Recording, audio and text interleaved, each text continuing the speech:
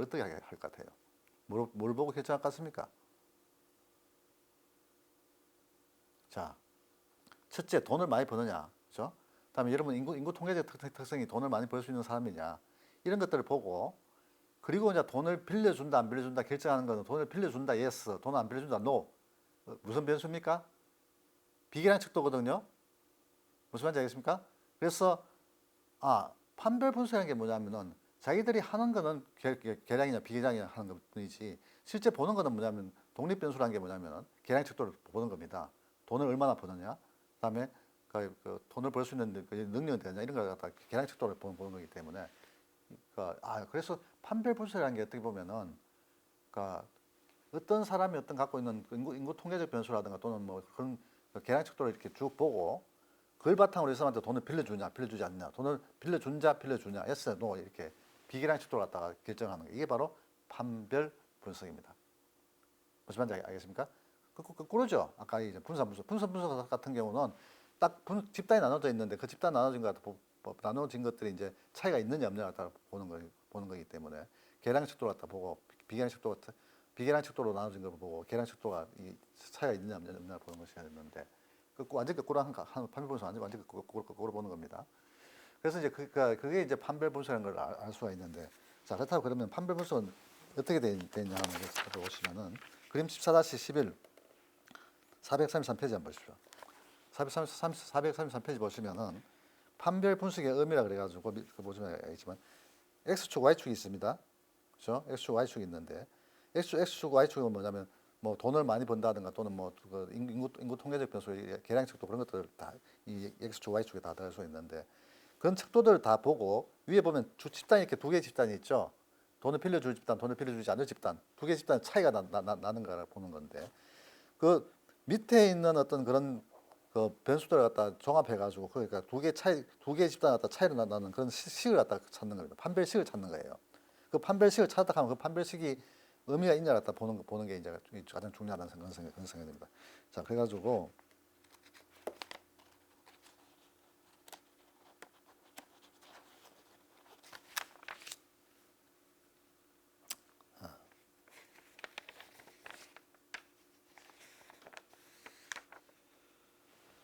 여기서 이제 여러분이 하나 신경 써야 될 게 뭐냐면은 이 부분인데 판별식의 유의성 검증입니다. 여기서 어차피 뭐냐면 이게 판별식을 찾아낸 거기 때문에 판별식을 찾아냈을 경우 그 판별식이 얼마나 통계적으로 유의하냐, 또 얼마나 구분을 잘하냐 그게 중요한 건데 그 통계적인 어떤 그런 구분 정도를 갖다 구분하는 게 뭐냐면 율커스 람다인 겁니다. 람다라고 했는데 그게 뭐냐면은 434페이지 보면 율커스 람다입니다. 율커스 람다. 율커스 람다는 어떻게 되냐면은 분자의 집단 내 분산이고 밑에 분모는 뭐냐면 집단 내 분산 플러스 집단 간 분산입니다. 분자는 집단 내 분산이고 밑에는 집단 간 분산 플러스 집단 내 분산이에요. 자, 이렇다는 얘기는 이 최대값이 얼마가 될 가능성이 높습니까? 이거는 최대값은 1이 될 가능성이 높죠. 최소값은 얼마 될 가능성이 높습니까? 최소값 제로하고 1 사이가 가능성이 많습니다. 자, 그렇다 그러면 집단 내 분산을 갖다 집단 간 분산 플러스 집단 내 분산 나눠주는 이 값은 이것을 람다 값은 0일 경우에 가장 판별률이 높을 것 같습니까? 1일 경우 판별률이 높을 것 같습니까? 어떤 경우에 판별률이 가장 높을 것 같습니까? 한번 생각해봐요. 어떨 경우에 판별률이 가장 높을 것 같습니까?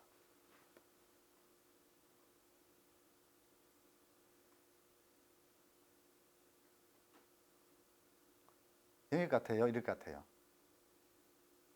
0입니다. 0. 0이에요. 무슨 말인지 알겠습니까? 자, 왜 0이냐면은 이게 1이 된다는 이야기는 이 1커스 람다 값이 1이 된다는 이야기는 집단 내 분산이 거의 똑같다는 이야기죠. 거의 똑같은 수준의 어떤 아주 큰 수가 된다 하면은 큰 수가 된다 하면 이 1이 될 가능성이 높습니다. 그렇죠? 그렇죠? 근데 집단 내 분산 값이 집단 간 분산에 비해서 상당히 적다 그러면은 이건 0이 될 가능성이 상당히 높거든요. 이해가 됩니까? 그래서 이거는 유익커스 람다 값은 제로에 가까운 숫자 나왔다 하는 그런 이제 이 판별식의 의미가 있다는 걸 우리 알 수 있다는 생각이 듭니다. 자, 그래서 여기서 우리가 여러분 뭘 알아야 되냐면은 자, 이게 한번 438페이지 한번 보세요. 438페이지. 자, 438페이지 보시면은 판별식의 출력 결과에서 이 SPSS 돌리게 되면 이런 판별식이 나옵니다. 캐노니컬 디스크리미넌트 펑션이라고 해가지고 그죠? 그렇게 나오고 디스크리미넌트 캐노니컬 디스크리미넌트 펑션이 나오는데 자 여기 보시면은 어떤 게 나오냐면은 밑에 잘 봐요. unstandardized constant canonical discriminant function coefficient라는 겁니다. 그죠? unstandardized canonical discriminant function coefficient라는 게 나오죠. 이게 무슨 얘기냐면은 그러니까 표준화되지 않은 판별식입니다. 그러니까 그 판별식 그들 자체로서 나온 거거든요. 이게 바로 뭐냐면 판별식이 이 SPS 패키지가 우리한테 주는 판별식입니다. 판별식을 보게 되면은 펑션의 1, x1, x2 값 그리고 컨스턴트 값이 나오죠. 그죠? 자, 이걸 판별식으로 어떻게 바꿔주냐면 제일 위에 y 꼴 있죠. 위에 올라가시면 y 이퀄 0.0657273 곱하기 x1 더하기 0.26113888 곱하기 x2 x5 마이너스 5.143106 이게 바로 밑에 있는 이겁니다. 이 수치를 갖다가 각자 넣어준 거예요. 이게 판별식이에요. 무슨 말인지 아시겠습니까? 그래서 이제 여러분들도 뭐냐면 앞으로 이제 판별식이라는 걸 때 이렇게 숫자가 나올 것 같은데 숫자가 딱 나오면은 판별식 이렇게 만드는구나. 여러분 이거 만들 수 있어야 됩니다. 무슨 말인지 아시겠습니까? 그래서 이 식을 unstandardized canonical discriminant function coefficient를 보고 위에 있는 y equal 쭉 나오지 않습니까? 이게 책이 안 나오는데 이 식을 갖다 찾을 수 있어야 됩니다. 무슨 말인지 알겠습니까? 그래서 이 unstandardized canonical discriminant function을 보고 위에 있는 식을 만들 수 있어야 돼요. 판별식을 만들 수 있어야 됩니다. 이해됩니까? 네, 그래서 이게 이렇게 판별식을 구하고 그다음에 이제 판별식을 구한 다음에 이제 뭘 해야 되냐면 이렇게 생각해 봐야 돼요. 자, 우리가 판별식이 나왔다. 판별식이 나왔다는 얘기는 무슨 얘기냐면 누군가가 나타나가지고 어떤 인간이 나타나가지고 나는 이런 사람이다. 나한테 돈 빌려둬라고 이렇게 얘기할 경우에 그 판별식에다 그 친구 입력치를 넣어줍니다. 넣어주면 판별식 값이 나오겠죠. 그 값이 이게 빌려줘야 되는 값에 가까우냐 또는 빌려주지 않아야 되는 값에 가까우냐에 따라서 우리가 빌려준다 빌려주지 않는다를 결정할 수 있는데 그게 바로 집단 중심값인데 그죠? 집단 중심값 여기 보시면 그룹 1, 그룹 2의 집단 중심값이 나옵니다.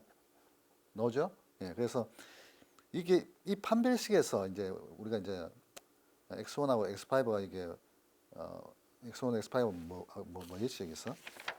x1, x5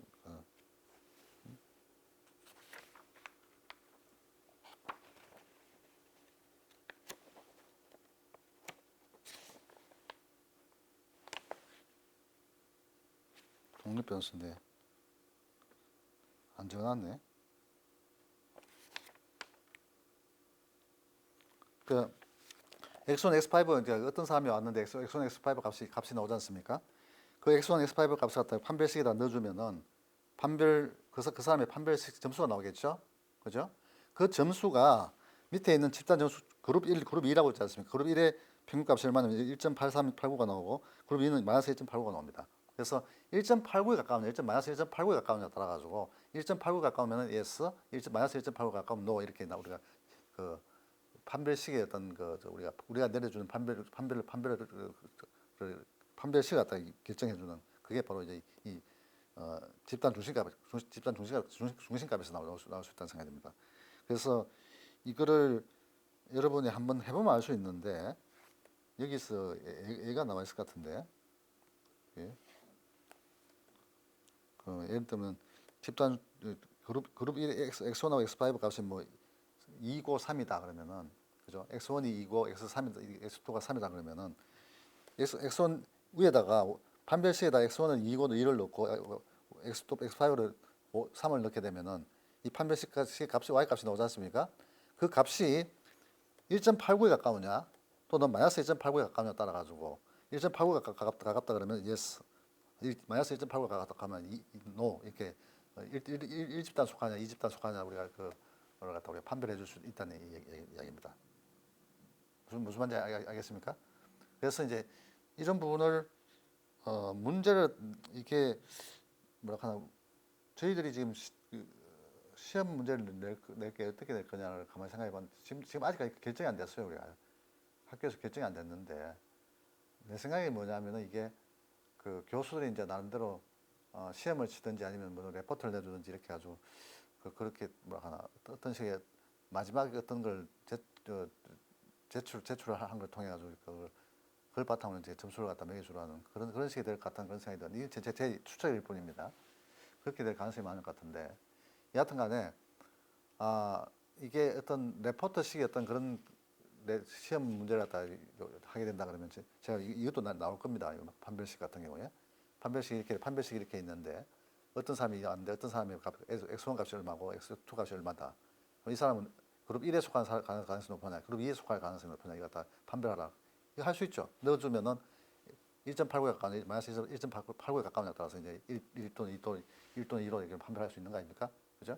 그래서 그런 것도 우리가 이걸 통해서 할 수 있다는 걸 여러분한테 얘기해 드리고 그렇게 이제 사람의 그 종류에 따라서 X1, X2 값에 따라서 1그룹에 속한다고 보냐, 2그룹에 속한다고 보냐 이렇게 판별할 수 있다는 걸 우리 알 수가 있어요. 그래서 100명이 왔다 가면 100명 중에서 1그룹에 속한 몇 사람, 1그룹에 속한 몇 사람 이렇게 우리가 판별을 해줄 수 있다는 생각이 듭니다.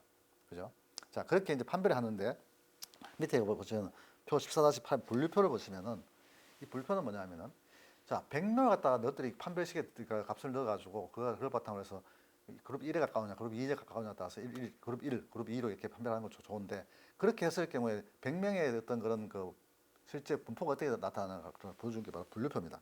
분류표인데 이 분류표를 한번 보시면 아시겠지만은 그죠? 자, 분류표 한번